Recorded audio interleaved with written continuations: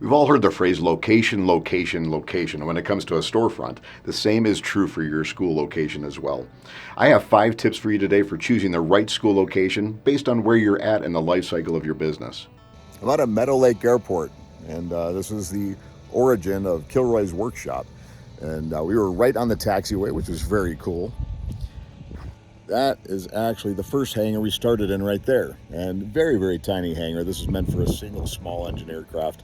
And it's a T-slot, like a T-size hangar in there so that it's got room for the wings on the sides, but then it narrows at the back. And you know what? It was small, but it did the job. It did exactly what I needed it to do. And it worked out really, really well until we started growing. And then I needed a little more space. And then we moved into the one right next door to it. That one is a little bit larger, had some more electricity in it. I was still using a porta potty. I used a porta potty at both places. And I miss that sound a little bit, actually, to be honest with you. We had a great time out here. 5 years I was out here.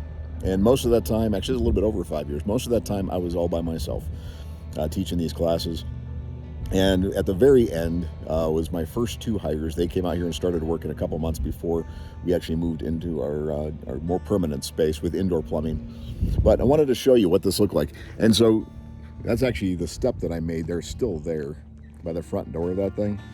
And it's always been a little on the trashy side, but it's safe out here.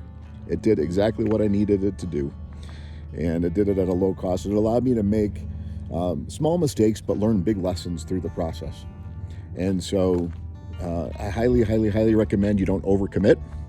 Figure it out first. Find out what you need before you go ahead and sign some long-term leases. I was literally paying like $400 a month for that small hangar right there.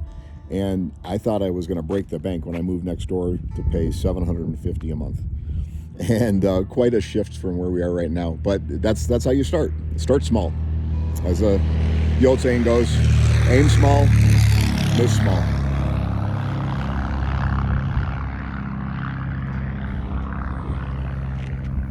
One little side note, on our last day of classes, or our last week of classes being held out here at Meadow Lake Airport, we were in this hangar right here, and right in front of us, while I was teaching a class of young people, there was a crash that happened right out in front of us. There was a glider that came in, and it had 2 people on it, and it just crumpled right in front of us. And so we ran out there. Everybody ended up being okay. One of the guys passed out. But it was just an interesting end to my time here. So never had seen anything like that before. But of course, in the last week, of course, that had to happen. So I wanted to show you this place. It just was the bare minimum for our school, but that was the right thing for the time because we had a lot to figure out. This was a small county airplane hangar within like 3 miles of my house. So it was an easy commute for me to get there and to teach classes and then to come home again. Eventually, though, we started getting serious. And I needed to figure out the long-term strategy for what it was that we really needed for our school. And that's where my first tip comes in. Venture outside your comfort zone. The first thing that I did, I almost made a really colossal mistake in that I was going to lease an even larger airplane hangar. This time with some indoor plumbing, though. That was the one advantage. But I started looking at requirements for the school. I started looking at where we were at in the city versus the county. I started talking to people, not just customers, but potential customers, to find out how important that location was. Turned out to a lot of them, just knowing that it wasn't in Colorado Springs, which is where KILROY'S is, was a major problem for them. It was outside in the county. It seemed like it was farther away. It might have only been another 2 minutes for them to drive, but the location mattered a lot. And so I started looking inside the city. I ventured outside my comfort zone. And so that's my advice to you is if you're ready to move from your small starter location into something a little bit bigger, venture outside of that. So once I decided to move into Colorado Springs proper, I started looking at different locations. I actually talked to an architect and I talked to a realtor. The realtor was very, very important for me in helping me find the right spot.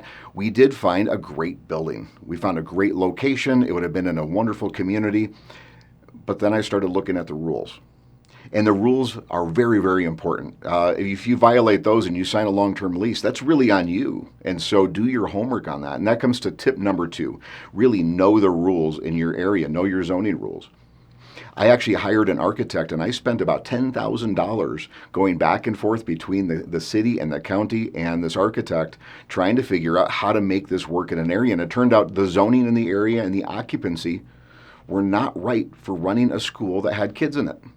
And in order to make it work properly, I would have had to invested more than $100,000 in a facility that wasn't even mine in order to make the thing work. And even then, they couldn't guarantee that they'd actually pass it. So really get into the rules, understand it, know it, and then work with the right people who can give you good advice. Don't just sign a lease. The lease is your promise.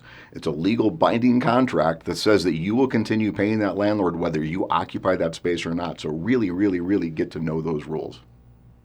Well, then, with the help of a realtor, I finally found a space. It was a place that was already being built, but I got to actually help in the construction of that. So I got to know the landlord. He was a wonderful guy. He worked with me on where I needed outlets, what I needed in my space, and things like that. I was going to take 3,000 of a 5,000 square foot facility. 3,000 square feet in there seemed like it was a lot given I was coming from an airplane hangar. I had 2 indoor bathrooms, which was huge for me at the time. And then I realized I wasn't going to have enough space with 3,000 square feet. I anticipated enough demand that might actually cause a problem in a very short period of time. So I talked to the landlord. I negotiated a deal with him. If I actually took the remaining 2,000 square feet of this 5,000 square foot building, he no longer had to build a wall, which saved him money. In turn, I got that extra space. So we actually dropped the rent on that additional square footage for a period of time to allow me to grow into that space. And it gave me the breathing room that I needed in order to make that leap. So tip number 3 is negotiate with your landlord. If you're going to be renting, negotiate on a property sale if you're going to be buying. And don't be afraid to ask. The worst that they're going to say is no. So go ahead and ask those questions. So mostly what I'm telling you is things that worked out. I'm telling you in hindsight, so you really get an idea of where we're at and why we're here. But there were a lot of bumps in the road, too, that really didn't work out very well in the moment. Looking back on them, though, I'm really glad they happened. For example, I had this beautiful farm area with a barn that would have worked out wonderfully for us in our space. It didn't work out. I thought I had a deal struck with the guy. He backed out of it. It was really kind of almost a depressing time for me.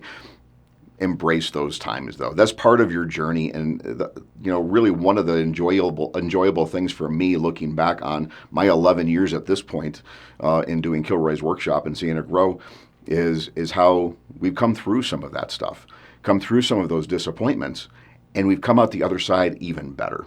So the space that I ended up in here was so much better than what I had actually originally planned on that I'm really glad it didn't work out. In the moment, it's hard to take sometimes, but if you're in the midst of something like that and you're feeling some disappointment in a negotiation, or you just can't seem to find the space that you want, keep at it. Just keep on pushing through. So that's my other tip here. Embrace those bumps in the road. Well, one of the areas that I really pay attention to at KILROY'S workshop is our culture. And you'll notice that in a number of the videos that I talk about. We're a community here, and I want that community feel. I had a good friend of mine actually offer me at a very, very good price some space for us to use when I was on the hunt for a location. And it was a very, very generous offer from him. It was in town. It was in a nice area of town, but the area around it had businesses that really didn't go with our vibe. It wasn't a place that I would have felt comfortable dropping my kid off and leaving for the day. And I wouldn't want to put anybody else in that position either. So my last tip here is really know your neighbors.